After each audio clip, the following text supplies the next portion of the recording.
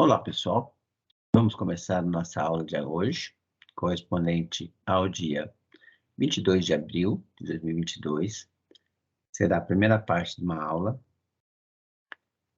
e vai tratar de funções reais invertíveis, certo? Então, relembrando, né, o que é uma função? Uma função é uma associação entre dois números reais e satisfaz a uma regra básica, que é o seguinte: a função associa a cada elemento de um conjunto, subconjunto dos números reais, um único elemento, um único ou número real, certo? Esse conjunto de onde os elementos saem é chamado domínio da função, e a cada elemento do domínio, a todo elemento do domínio, que eu estou chamando aqui de D, é associado um único número real. Um exemplo bobinho que a gente vai usar aqui, né, é a associação que leva o x no seu quadrado. X elevado em x ao quadrado, como aparece aqui, certo? Que significa dizer que todo número real é associado ao seu quadrado, ou seja, ele vezes ele mesmo. Como essa operação pode ser feita com todo número real, então a gente pega o domínio como o maior conjunto onde essa operação é possível, que vai ser exatamente o domínio dessa função, o conjunto de todos os números reais. Certo? Quando a gente olha para o gráfico da função, a gente vai ver que existem aqui valores distintos que são mandados no mesmo valor. Por exemplo, o menos 5 e o 5, ambos, quando calculado o quadrado deles, dá o mesmo número 25, certo? Isso não está proibido no caso de uma função, certo? Isso não está proibido. Note também que o gráfico da nossa função está sempre acima do eixo horizontal y igual a zero, ou seja, do eixo x. Quer dizer que qualquer número y que esteja abaixo de zero não é associado por essa função, nenhum número é associado a esse número por essa função, certo? É isso que está sendo dito aqui. Dois números são mandados no mesmo, isso não é proibido pela função, tá? O que é proibido para ser uma função é que a um único número seja associado dois outros, isso não pode. Mas dois números distintos serem associados ao mesmo, pode, certo? E aqui também não significa, não quer dizer que todo número real tem que ser, a ele tem que ser associado um número do domínio. Não, pode ser que o conjunto dos pontos que são associados a números do domínio seja menor do que o conjunto de todos os reais, como é o que acontece aqui para o caso do x ao quadrado, certo? Ok, então, embora isso não seja proibição para se definir uma função, quando a gente vai tratar do caso de inversibilidade de funções, quer dizer, a gente quer fazer o processo inverso, ou seja, na função a gente tinha que a cada número x do domínio era associado um número y, um número real y, certo? Se essa relação deixa de fora algum número y do conjunto dos reais, quer dizer, a ele não é associado ninguém, na hora que a gente vai fazer a associação inversa, né, que a cada y associa um número x, desfazendo o que a função f fez, a gente vai ter problema com isso, porque, por exemplo, o menos 4, função x ao quadrado, né, o menos 4 não é, ninguém é associado ao menos 4 pela função x ao quadrado. Então, no processo inverso, o menos 4 não pode ser mandado em nenhum x, porque não existe nenhum x que, multiplicado por si próprio, dê menos 4. Certo? Isso que eu estou dizendo aqui. É isso. Outro problema é, se o y for um positivo qualquer, então, tem naturalmente dois valores de x que são associados a esse y, que é o menos, o próprio raiz de y e o menos raiz de y. Ambos, quando levados ao quadrado, dá y. Então, ao se fazer a associação inversa, dado y encontrar o x que foi mandado nele pela f, isso vai ser um problema, certo? Isso nos motiva duas definições que vão dar conta desse problema. Quer dizer, a gente diz que uma função é injetora quando não ocorre de dois elementos distintos serem mandados no mesmo número real, certo? Isso em matematiquês a gente diz assim, sempre que dois elementos de x forem associados ao mesmo número real, é porque esses dois elementos não eram distintos, eles eram, na verdade, um só. Eles eram iguais, certo? Isso elimina o problema dessa ambiguidade na hora de definir a função inversa. Funções sobrejetoras também eliminam outro problema, quer dizer, a gente diz que uma função no domínio subconjunto dos reais qualquer D é dita sobrejetora ou sobrejetiva quando todo número encontra pelo menos um elemento de D. A ele é associado através da função f, certo? Todo número real, ele nasceu, a ele foi associado um número do conjunto D pela f. Se isso acontece para todos os números reais, a gente diz que a função é sobrejetora sobre o conjunto R. Em matematiquês, a gente diz que para qualquer número real escolhido, y, sempre existe pelo menos um, né, elemento de D a ele associado pela função f. E uma função vai ser bijetora quando ela é simultaneamente injetora e sobrejetora, certo? Porque aí não vai ter nenhum dos problemas para se procurar, pelo menos teoricamente, a função inversa da f. Quer dizer, se a f manda x em um y real, então a todo número real y vai ser associado um único x lá do domínio da função. E eu posso definir a função inversa, nesses casos, do jeito que ela está definida aqui. Quer dizer, eu defino a função inversa. O x é a imagem inversa do y pela f, ou seja, f menos 1 da y, se somente se o y era o cara que foi associado ao x pela função f original, certo? A observação que eu faço aqui é que essa notação para a função inversa, f menos 1, não significa o que está escrito aqui. F menos 1 de y não é 1 sobre f de y. É simplesmente uma notação para a função inversa da função y. O que é a função inversa? A função que desfaz o que a f fez. A gente vai ver um exemplo já daqui a pouquinho, certo? Agora, quando a gente conhece o gráfico de uma função f, é muito fácil verificar se ela é injetiva. Por quê? Tem dois testes que são chamados testes das retas paralelas ao eixo x. Se você traça uma... Olha, vamos ver aqui o desenho, né? Se você, como nesse exemplo aqui, ao traçar retas paralelas ao eixo x, você em algum momento intercepta seu gráfico em mais de um ponto, então isso significa dizer que dois pontos distintos estão sendo mandados no mesmo ponto pela f. Então a sua f não é uma função injetiva. Ela não tem a propriedade de que esses dois pontos têm a mesma imagem. Na verdade, esses dois pontos não são pontos distintos, mas são os mesmos pontos. Porque esses dois pontos aqui, este e este aqui de baixo, os dois têm a mesma imagem. Vou descer até um pouquinho para o 10 aqui, ó.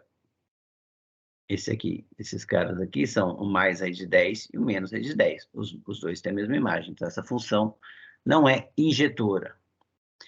E também, ao contrário, se eu achar uma reta, o mesmo teste da reta vertical, se eu achar pontos, como acontece aqui embaixo, pontos onde a reta passando por aquele ponto, reta paralela ao eixo x, não intercepta o eixo y, significa que existem valores de y que a ele não é associado nenhum ponto da função, do domínio da função pela f.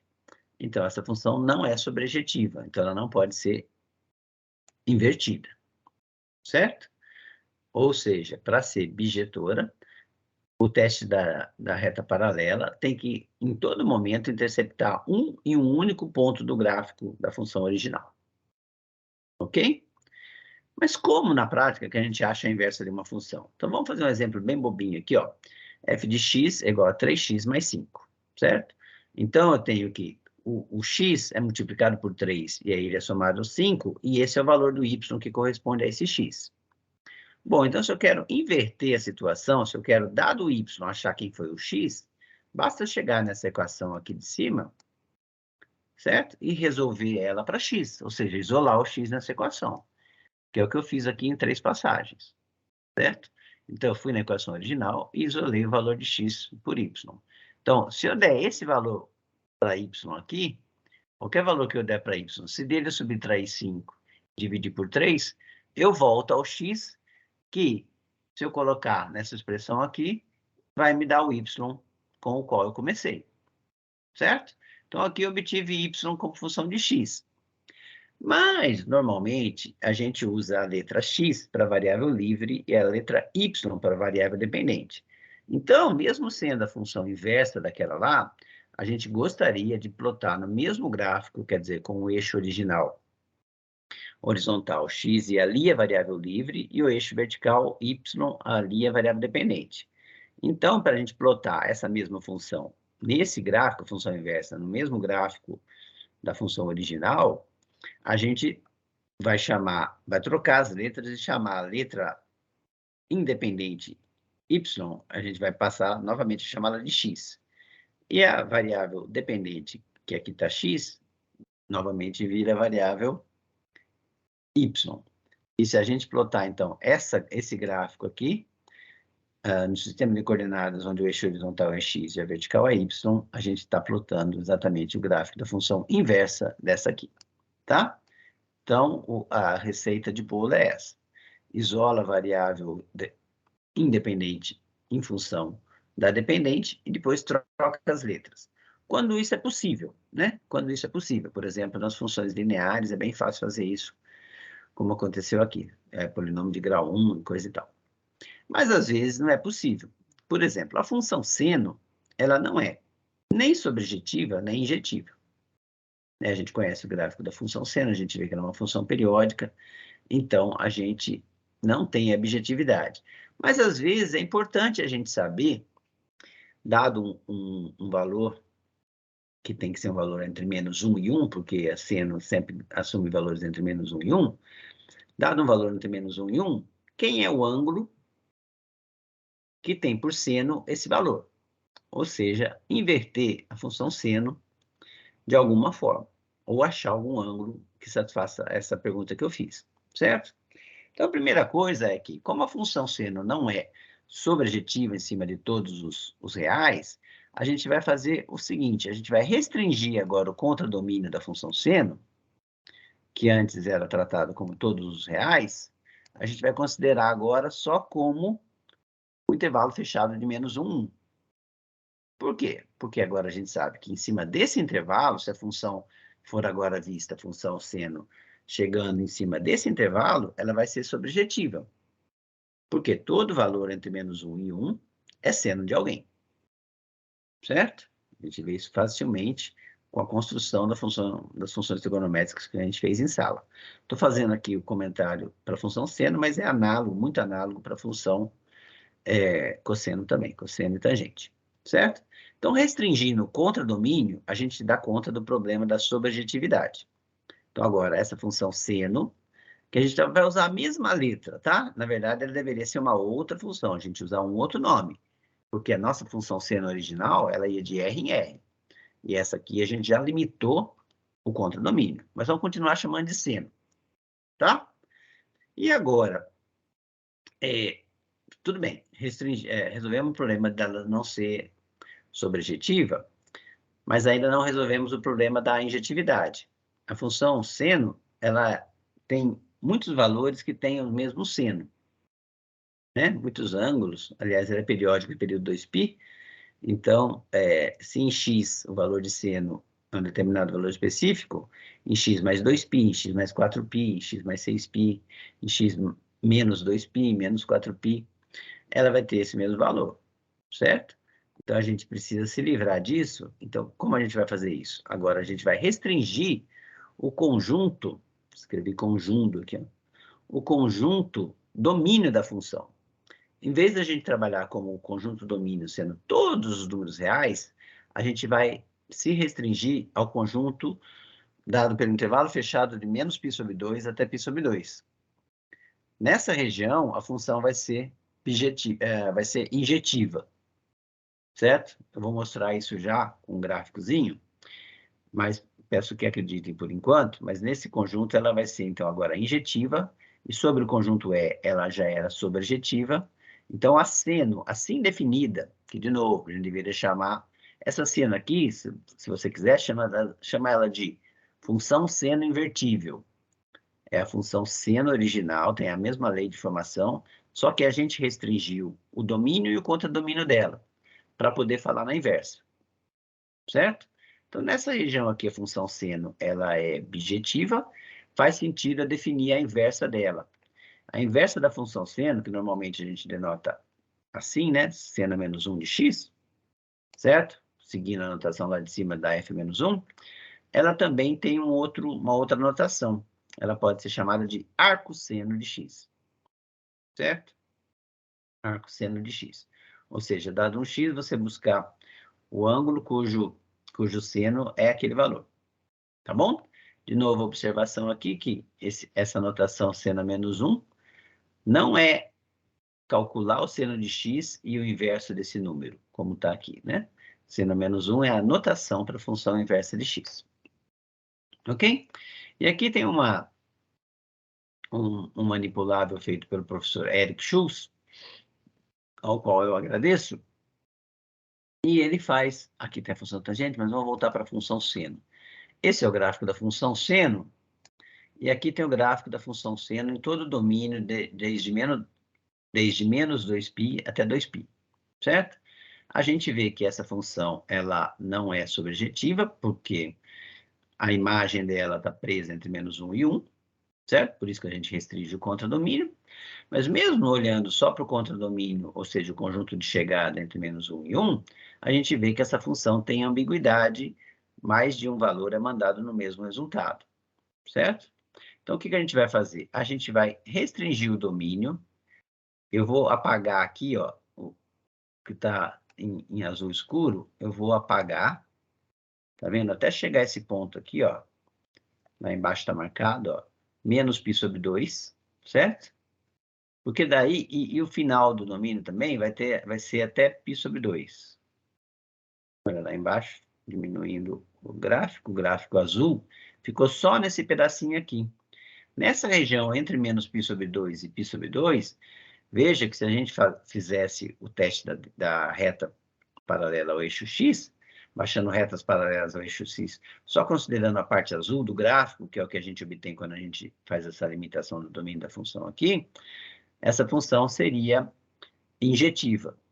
E, com o contradomínio restrito ao intervalo menos 1, 1, ela seria também sobrejetiva.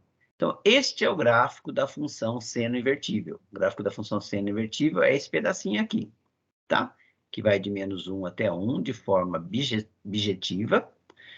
E, para isso, a gente precisou restringir o domínio dela do intervalo menos π sobre 2 até π sobre 2.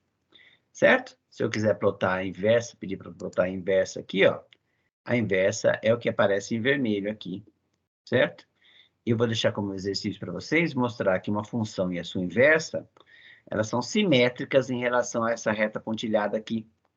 Essa reta pontilhada é a reta y igual a x, certo? Que divide ao meio o primeiro e o terceiro quadrantes, tá? Então, tudo que a gente fez aqui, se você quiser depois vir aqui e olhar para cosseno, tem uma construção análoga para o cosseno, só que para o cosseno, o intervalo de definição da função, deixa eu apagar a função inversa aqui, primeiro, a função cosseno está aqui, né? E a região de domínio da função cosseno invertível, ela vai de 0, de 0 até π. Opa, esse trechinho aqui. Mais para lá. Certo? A gente está diminuindo o domínio da função de forma a torná-la agora bijetiva. Então, a função cosseno invertível, ela é avaliada com o domínio de 0 a π. Esse trechinho aqui, certo? E aí é fácil ver, quer dizer, não é fácil ver, mas vou pedir para mostrar a inversa dela aqui. A inversa dela está aqui, tem essa cara. Justamente a reflexão da curva azul em relação à reta pontilhada, como exercício que eu tinha passado para vocês fazerem, tá? Tem a mesma conta para a função tangente, vou deixar para vocês brincarem depois com a função tangente. Vou apagar aqui e vou deixar o domínio todo, depois vocês vêm aqui e brincam e define a função inversa da função tangente, que é a função arco-tangente, e a inversa da função cosseno, que é arco-cosseno. Tá? Para a função exponencial de base A, certo? A gente já sabe que ela é, se a gente fizer aqui a reta, o teste da reta vertical, né? Ela só corta o gráfico da função para qualquer valor de A de base, ela positivo, né? Deixa eu ver se eu peguei o A positivo aqui. O A é positivo. O A vai de 0,1 até 2, certo? Ele muda o comportamento quando o A passa pelo 1, mas não deixa de ser injetora, certo? Ela só não é bijetora. Então, a gente usa o mesmo truque restringindo o contradomínio da função. Como a função exponencial de base A positiva nunca assume valores negativos, então a gente olha ela para resolver o problema da sobrejetividade, a gente olha como conjunto de chegada, não mais os reais todos, mas o intervalo aberto de 0 a infinito, certo? Aí, nesse intervalo aberto, ela é sobrejetiva, como ela já era injetiva, ela vai ser, então, bijetiva, e aí eu posso definir a sua função inversa. A função inversa da exponencial de base A é chamado logaritmo de x também na base A, denotado como log A de x, certo? E aqui a gente tem o gráfico, dada a função A, desculpa, dada a base da exponencial, aqui a gente tem o gráfico da sua inversa para diversos valores de A, e aqui a gente tem uma família desses gráficos para diversos valores de A, certo? Observe que todos eles, quando x é 1, ele é 0. Isso justamente é pelo fato de que A elevado a 0 é sempre 1. Então, o A, para qualquer A, a função exponencial sempre manda o 0 no 1. Então, a função logaritmo, que é a inversa da exponencial, para qualquer base também, sempre manda o 1 no 0. Tá bom? Agora, eu deixo como exercício aqui para vocês mostrarem, de fato, que o gráfico da função inversa é simétrico ao gráfico da sua função original em relação à reta y igual a x. E faço uma observação, que lá na aula do professor Renan, uma aula que eu cito no roteiro dessa aula de hoje, eu cito esse exercício, na aula do professor Renan sobre funções inversas, ele faz esse comentário, só que ele demonstra parcialmente esse fato, certo? Ele demonstra parcialmente esse fato. Então, eu queria que vocês olhassem o que ele fez, entendessem o que ele fez e o que faltou ele fazer. Tentasse exatamente entender o que faltou ele fazer e fizessem a parte que ele não fez. Tá joia? Faltou uma coisinha lá para ele mostrar que, de fato, o gráfico da função e da sua inversa são simétricos em relação à reta ao gráfico da função identidade y igual a x. Ok? Bom, era isso que eu queria falar hoje. Então, obrigado.